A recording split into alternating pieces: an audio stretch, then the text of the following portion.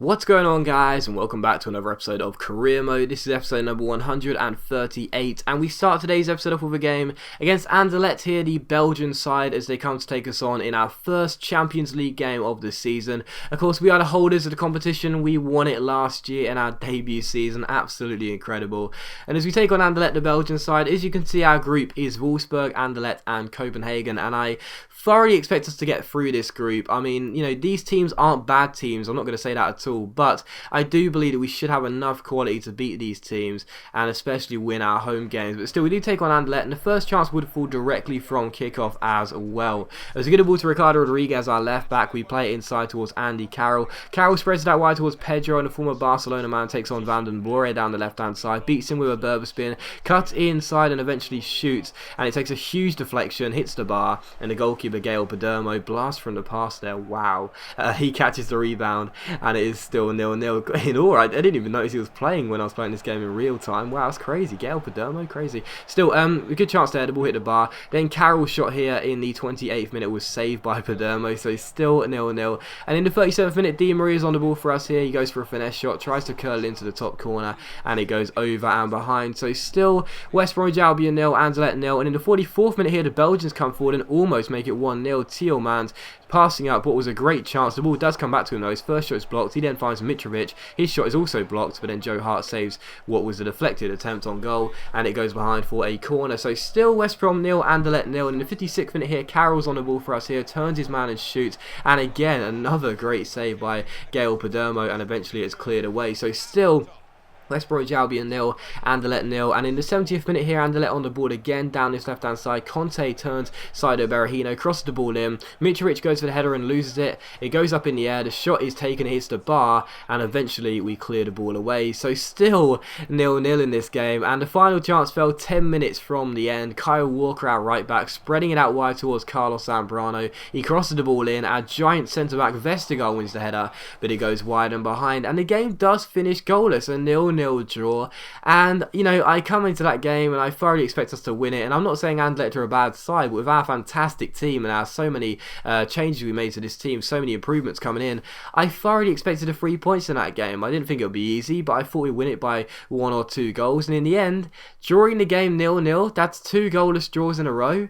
I'm pretty disappointed with that, I really am. We should have done much better, and of course, as I did mention there, 2 goalless draws in a row, that is not good enough for a team with so much attacking quality. So gonna have to try and rectify that, and we do take on Everton for the second game of today's episode here, back in the Premier League. So we would revert back to our normal first 11, so obviously have to make changes for the midweek games due to the stamina and the fitness reasons, but as we come back into our Premier League games, we do like to play our strongest first 11 possible, and that's exactly what we did here. And the first chance fell in the 4th minute as Ricardo Rodriguez fake shots around his man, plays the ball through towards Mbanyang, who gets taken down. The referee gives a free kick, and 4 minutes in, as you may have already noticed in the top left hand corner of your screen, there is a red card for Everton, and they are down to 10 men. So Willow Hayes is sent off there.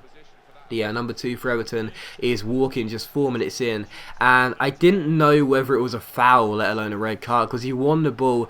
I take the point that he does wrap his leg around Niang, so you can see why the referee gives it, as there is clear contact with the man, but as he wins the ball pretty fairly, I think personally it's an okay challenge, but the referee saw it as a foul and a red card, so I guess sometimes you get luck, sometimes you don't, and I think that was just one of those occasions. But still, in the 11th minute, Mbanyang would indeed give us the lead. Of course, once Everton went down to 10 men, we thoroughly did expect to take the lead eventually, and just 7 minutes later we did. Really nice goal by Niang as well. A couple of relatively simple skill moves, but as soon as we went one-on-one, I fancied my chances of scoring, and that's exactly what we did. So West Bromwich Albion 1, Everton 0. Nice little Ronaldo chop, then a reverse step over into a ball roll, and a great little finesse shot as well. So Niang makes it 1-0, gets his second goal in the Premier League this season as he opens the scoring here. And in the 15th minute here, Angel Di Maria wins us the ball back, plays a brilliant through ball into Niang. John Stones is pulling at the shirt of Mbanyang. He can't keep up though. Niang ball rolls and finesses the ball past the goalkeeper and makes it 2-0 to West Bromwich Albion. So 2 goals in a few minutes for Mbanyang, gets his second of the game, and the game already looks put beyond reasonable doubt, and we just played over a quarter of an hour worth of football because we're not only 2 goals up, but Everton are a man down as well. So Niang getting a goal, West Brom 2, Everton 0. Very nice finish there. And as you'll see directly from kickoff, Christian Benteke, the former Aston Villa man, gives it to Ross Barkley. He finds Brian Oviedo, who's tackled straight away by Andre Carrillo, plays it inside towards Wayne Rooney, quick little fake shot round McCarthy, plays it inside towards Niang, and Niang gets his hat-trick to make it 3-0. So it's a hat-trick in about 7 in-game minutes. You know, his first goal came in the 10th or 11th minute. This goal comes like 12 seconds short of the 18th minute. So a really, really fast hat-trick by Niang. Probably the fastest hat-trick I've ever scored in career mode. And Niang does make it 3-0 with his hat-trick there. So West Brom 3, Everton 0. The guy was off to a fantastic start in the game, and in the 24th minute Sane plays him through, and again it's another great chance for Niang, and it should have been his 4th goal. Unfortunately for us though, his finesse shot hit the post and it was still 3-0. So he really was in the mood in this game. And in the 41st minute, as Wayne Rooney wins the ball back here, he unselfishly finds Niang. Ronaldo chops around his man, and again should have got his 4th goal really, but the finesse shot, the smash shot went wide and behind for a goal kick. But really everything was going through Niang. Every single time we went forward, we look for our French forward. He's on the ball again here, tries a first time volley, and Brad Guzan has a simple save. But it is still West Brom 3, Everton 0, and the fact of the matter is they didn't do anything in this game, and you can't really blame them. After going down to 10 men so early on, they were always going to be under immense pressure, and in the 48th minute Andre Carrillo comes forward here and is denied by Brad Guzan, the American goalkeeper, making a very good save and keeping it 3-0. And in the 74th minute, Rooney's on the ball for us here when Rooney finds Niang, fake shots round Seamus Coleman, keeps holding the ball, and our lovely little Berber spin beats 2 men,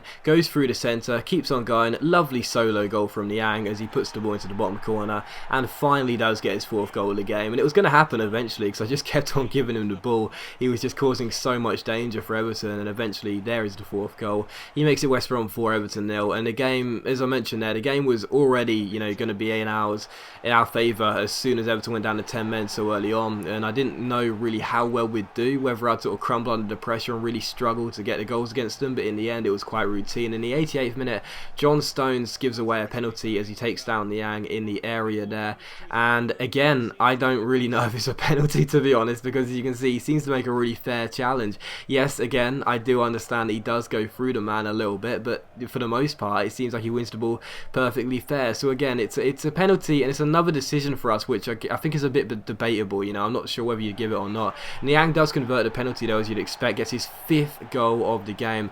What a fantastic game Niang was having, and the game was already sealed a long time ago, but that was the icing on the cake. So West Brom 5, Everton 0. All of the goals coming through our French forward, and I've been reading the comments as well, and as I mentioned over the past few episodes, you know, if we do leave, a lot of you have said please take Niang with you. Believe me, he is definitely going to be the first signing I make, whatever club I go to. So West Brom 5, Everton 0, and Niang with 5 goals in this game. Unfortunately, we would give away our clean sheet in stoppage time. The Belgian Kevin Morales getting the goal, a really disappointing goal as well, because as I mentioned, this season for some reason we just haven't been doing what we did last year. You know, last year as the game does finish 5-1, which is great, Niang getting 5 goals there. You know, last season we closed out games all the time. Like, we rarely ever conceded goals in the last 10-15 minutes. We've already done that a few times this season, and that's just quite frankly not good enough. So don't get me wrong, a 5-1 victory, I'm absolutely delighted about it, and of course Niang was deservedly man of the match. But even so, those silly goals you can see late on in the games, I didn't do that last year, and now we're starting to let those creep in, and that's really frustrating for us. We'll have to try and amend that. But still, we take on Arsenal for the 3rd and final game of today's episode here in the Capital One Cup, and as you can see by my team, I rested the entire side because quite frankly I don't really care about the Capital One Cup. Now I know we didn't win it last year, and it was the only trophy we didn't win last year, but it's still not something I'm bothered about. You know, it's so hard to give chances to fringe players and reserve players and young academy prospects in this West Brom team because it's so strong. So the Capital One Cup is the only competition that really provides that opportunity for players such as Ravel Morrison and Saido Berahino, players who aren't going to be in the first team or even on the bench, to actually get some game time. So that's why I rested the entire side. And the first chance fell there, but the shot went over the bar. And in the 35th minute, Arsenal came forward here, and Joel Campbell should have made it 1-0, but thankfully for us, the Costa Rican's shot went wide of the post and behind for a goal kick. In the 40th minute, though, as Kyle Walker picks us the ball up here, he crosses the ball in first time towards Andy Carroll. He wins the header and it cannons off the bar, and John Ruddy is released leave man between the sticks because he was never going to get to that header, and it is still West Brom 0, Arsenal 0. But we really were threatening Arsenal, looking very, very promising early on. As Saido Berahino comes forward here, John Ruddy has to make a very good save at his near post to keep the score at West Bromwich Albion 0, Arsenal 0. So a goalless first half in a very frustrating first half as well, because we had a lot of chances, but I just couldn't seem to put the ball past John Ruddy and into the back of the net. And in the second half here, directly from kickoff, Arsenal come down this right hand side with Joel Campbell finding Danny Welbeck. Welbeck then finds Mathieu Debussy, and a former Newcastle right back finds Joel Campbell inside to Ferry into Debussy, and a French right back finds Mesut Ozil, and the German makes it 1-0 to Arsenal directly from kickoff. That's one of the very frustrating things playing against a passing team on Legendary against the AI. They rarely ever misplace passes, and you could see it there. As soon as the ball came inside to Mesut Ozil, he was one-on-one, and the former Real Madrid man could not miss. So 1-0 to Arsenal, the away side take the lead. It could have been 2-0 in the 56th minute. Danny Welbeck's shot hitting the side of the net and going behind for a goal kick. So still 1-0, but lots and lots of chances for Arsenal in the second half. They got to a very good start, but in the 69th minute here, Kyle Walker goes down this right-hand side, takes on Kieran Gibbs, so a battle of pace down that right-hand flank, and Walker has enough to beat Kieran Gibbs, keeps on going, chips the ball in towards Andy Carroll, and his header hits the post and goes behind for a goal kick. So twice in this game we'd hit the woodwork, but unfortunately still no goals as things stood for West Brom. From the goal kick, John Ruddy finds Kieran Gibbs here. Gibbs end up just booting the ball into the touch with no reason. We have ourselves a throw in. Carroll gives it to Walker, back to Andy Carroll, who fake shots around his man, then crosses the ball in with his left foot, picks out Wilfred Zaha, or tries to. It's cleared away only as far as Pedro. Pedro's then tackled, and Xhaka strikes it. Ruddy makes the save, and then the header from Walker goes into the side netting and behind. So still West Bromwich Albion 0, Arsenal 1, and such a frustrating game because there were so many chances, and the final one fell here. Aaron Creswell down his left hand side, fake shots around Aaron Ramsey, picks out Pedro, crosses the ball in, Carroll at the far post does turn it in, and finally, as soon as we score, and as soon as we think finally we'd send the game to extra time, the linesman has his flag up, and the goal is, correctly so, disallowed for offside. So frustrating, but in the Everton game, you could probably say we had some luck with the refereeing decisions. In this game, we didn't have the luck with the so many attempts on target, hitting the post, hitting the bar, and just not finding the back of the net. But we are at the Capital One Cup, our first defeat of the season. Not too bothered, but still a bit of a shame regardless. But as always, guys, a big thank you for watching the video. I really hope you have enjoyed it. If you have enjoyed the episode, please leave a like, and I'll see you for the next episode very soon.